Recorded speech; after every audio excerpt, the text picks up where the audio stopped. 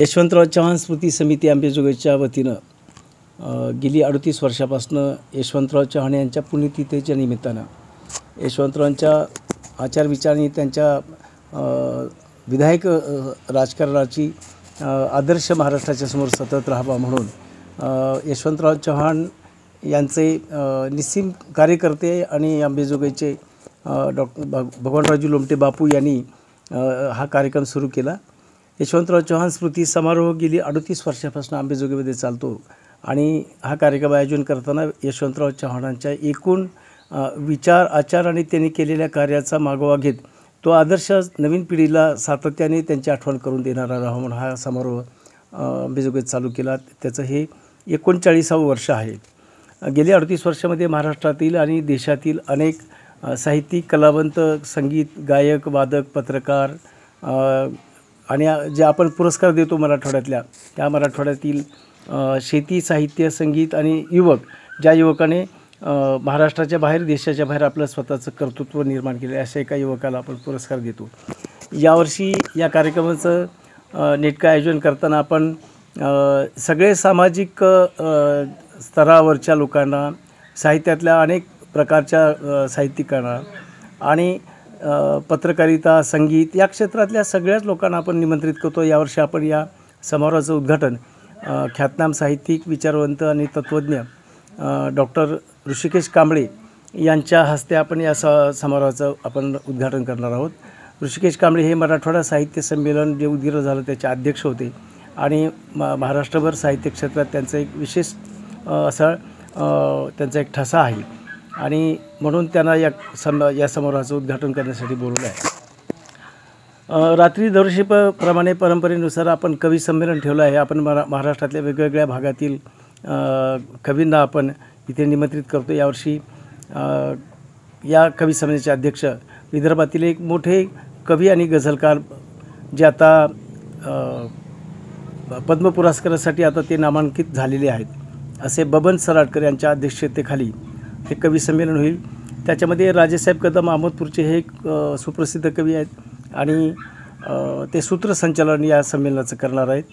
आणि त्याचबरोबर या संमेलनामध्ये मंगळवेढ्याहून शिवाजी सातपुते, त्याच्यानंतर लातूरहून शैलजा कारंडे, अमरावतीवरून शोभा रोकडे, जळगावहून विनय पाटील, लातूरचेच रेणापूर तालुक्यातील युवा कवी गझलकार लतीफ शेख आणि सोयगावचे परंतु आत्ता हल्ली पुण्यात असणारे डॉक्टर स्वप्नील चौधरी अशा विविध विषयांना हात घालणारे आणि कवितेच्या सखोल एकूण विचारसरणीला धरून जे काही नवीन पिढीतले लोक लिहित आहेत नवीन जुन्या पिढीतले अशा सगळ्या लोकांचा या कवी संमेलनामध्ये आपण समावेश केलेला आहे आणि हे कवी संमेलन खूप चांगलं होईल अशी अपेक्षा आहे।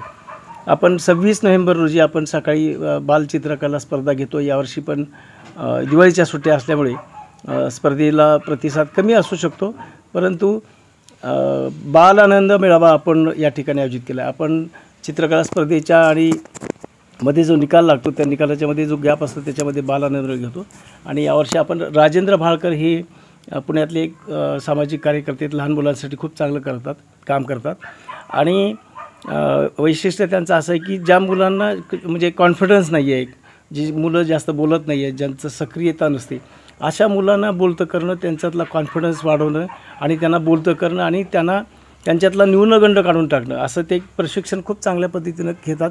आपण त्यांना यावर्षी त्या कार्यक्रमात बोलवले। यावर्षी 26 तारखेला एक सुगम संगीताचा लाईट म्युझिक आपण त्याला म्हणतो त्याच्यामध्ये नागेश आडगावकर हे आपल्या मराठवाड्यातलाच युवा कलावंत आहे जो राशीद खानकडे शिक्षण घेतो आणि आता खूप ताकदीचा पहाडी आवाज असलेला हा कलावंत आहे। त्याला आपण भावरंग असा एक त्या कार्यक्रमाचं नाव ठेवलं आहे। त्याच्यामध्ये भावगीत भक्तिगीत अभंग नाट्यगीत ठुमरी दादरा ह्या सगळे उपशास्त्रीयातले सगळे प्रकार सादर करतील। त्यांना अंबेजोगाईची सुपुत्री भाग्यश्री देशपांडे ही साथ करणार आहे।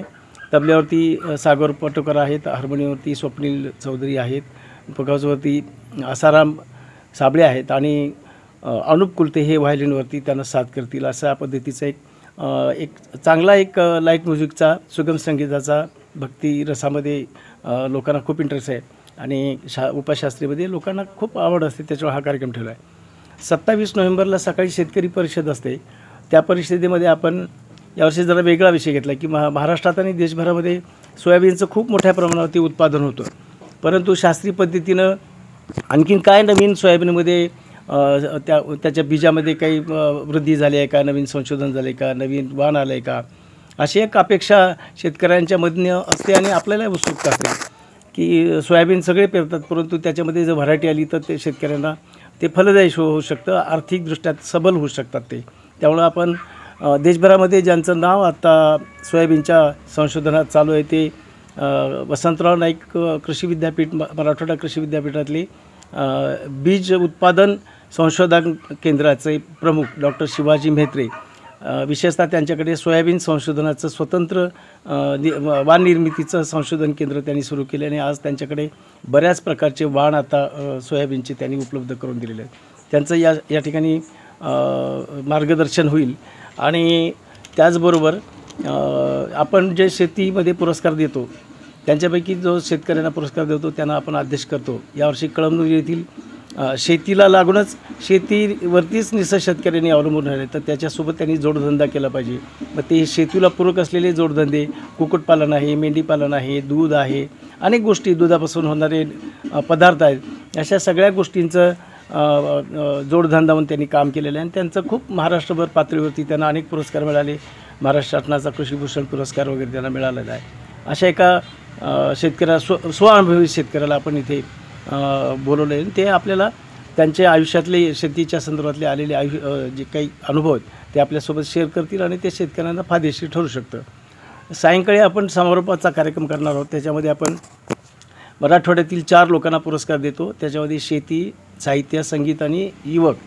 जो युवक मी सांगितल्यासारखं की महाराष्ट्राच्या बाहेर त्यांनी काहीतरी वेगळं कर्तृत्व केलं पाहिजे, तर त्याच्यामध्ये आपण शेतीमध्ये नारायणराव गोरे कळमनुरी यांना आपण पुरस्कार दिला आहे. साहित्यामध्ये अहमदपूरच्याच लेखिका आणि ज्यांनी खूप सकस आणि सखोल आणि चिंतनशील लेखन केलं आहे अशा ललिता गादगे, प्राध्यापिका ललिता गादगे यांना साहित्याचा पुरस्कार दिला आहे.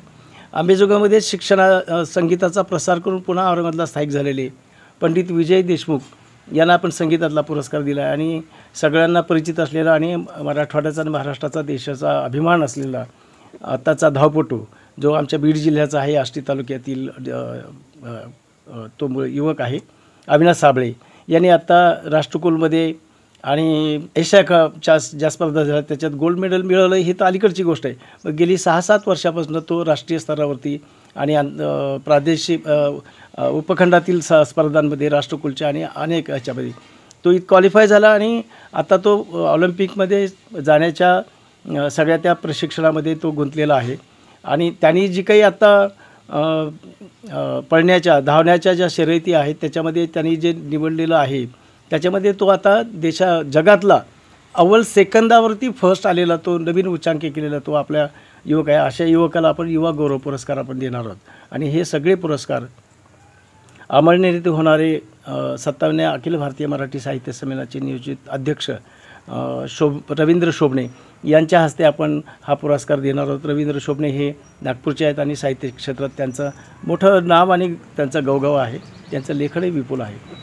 त्याच्यानंतर रात्री आपण पारंपरिकनुसार शास्त्रीय संगीताचा कार्यक्रम ठेवला आहे. त्याच्यामध्ये अंबेजोगाई माजलगाव तालुक्यातील मनोज सोळंके हा नैनितालला गेली 7-8 वर्ष पखवाजाचं प्रशिक्षण घेतो आहे. आणि आपल्याला पखवाजाची परंपरा माहिती की महाराष्ट्रामध्ये भक्ती संप्रदायामध्ये, वारकरी संप्रदायामध्ये पखवाजाचं अन्य साधारण महत्त्व आहे, परंतु देशभरामध्येही पखवाजाचं मोठ्या प्रमाणावरती वादन केलं जातं. आणि त्यासाठी नैनिताल किंवा अनेक ठिकाणी त्याचं प्रशिक्षण दिलं जातं. असा एक मनोज सोळंके याचं पखवाज वादन होईल. त्याला यश खडके हे संवादिनीवरती साथ करतील. आणि शास्त्रीय गायनामध्ये जमशेदपूर झारखंडच्या रंकिनी गुप्ता या युवा आणि खूप सशक्त अशा गायिका शास्त्रीय संगीतातले आज आहेत आणि त्यांचं अलीकडे खूप नाव झालेलं आहे. अशा रंकिनी गुप्तांचं शास्त्रीय गायन होईल. त्यांना तबल्यावरती आशिष रंगवानी आणि संवादिनीवरती तन्मय मेसरी हे संवादिनी साथ करतील. असा हा 3 दिवसाचा भरगच्च कार्यक्रम आपण दरवर्षीप्रमाणे याही वर्षी आयोजित केलेला आहे. अंबेजोगाईतल्या रसिकांनी आणि पंचक्रोशीतल्या सगळ्या रसिकांनी, शेतकऱ्यांनी, संगीतप्रेमींनी, साहित्यप्रेमींनी आणि या यशवंतरावच्या एकूण विचारसरणीवरती जो अंबाजोगाईला हा समारोह होतो याचं एक साधारण असं महत्त्व महाराष्ट्राच्या पातळीवरती आणि मराठी साहित्य आणि संगीताच्या पातळीवरती अंबाजोगाईचं महत्त्व या ठिकाणी आपण सिद्ध केलेलं आहे. आणि अंबाजोगाईचं नाव महाराष्ट्राच्या या पटलावरती आपण यशवंतराव चव्हाणांच्या नावाने आपण या समारोहातून करतो. हा गावाचा अभिमानाचा स्वाभिमानाचा समारोह असल्यामुळं शहरातील आणि पंचक्रोशीतल्या सर्व लोकांनी या कार्यक्रमाचा अवश्य लाभ घ्यावा अशी मी आपणा सर्वांना विनंती करतो.